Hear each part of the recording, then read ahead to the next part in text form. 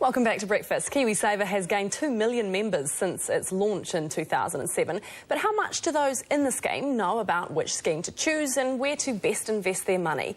On day 3 of New Zealand Money Week, Amanda Morrall from interest.co.nz joins me now to give us the inside word. Good morning to you, Amanda. Hi, Nadine. If we're just entering KiwiSaver and you don't make any selection about who to be with, what happens? You'll get thrown into a default provider and into a default scheme.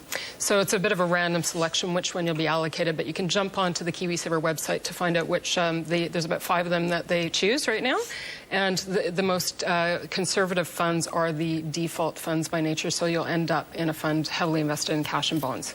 If you're going to be a little bit more proactive, there are 30-odd providers to choose from, so how do you determine which one to go with? It's bewildering, and I think a lot of people are sort of paralysed by the amount of choice out there. So I would suggest ask around, talk to your friends, do a little bit of research on your own, follow the news. You can come to interest.co or Morningstar to see the full selection.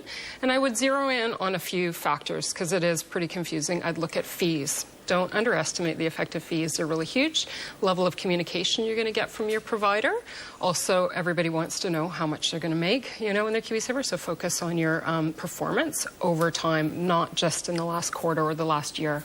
And where can you go to find out that kind of information? Because I guess how much you're going to get at the end of the day is a key factor. Absolutely. So you can come to interest.co, and the benefit of going there on that site is you can look at funds in comparison with other funds, because it's quite meaningless to find out how one particular fund is done unless you know how that's done in relation to others.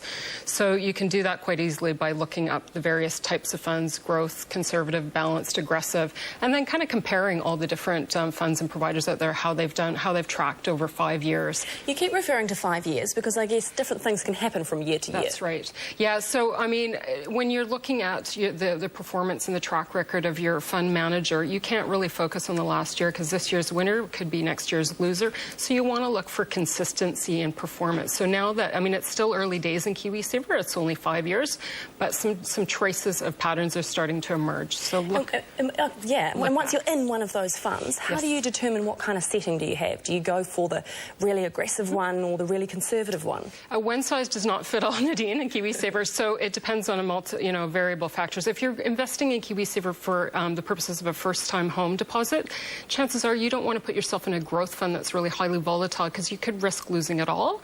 So you need to weigh that up. So generally speaking, you look at things like your age, how long you're going to be invested, your time frame, your purposes, and also your risk appetite. Some people aren't comfortable about losing a lot of money. So even though you're 25, if the very thought of losing money scares you, maybe being in a conservative fund is not such a bad thing. But the thing is, ask around, and your provider should be advising you on these things as well. Absolutely. Thank you very much, Amanda. That is Amanda Morrall, the personal finance editor at interest.co.nz.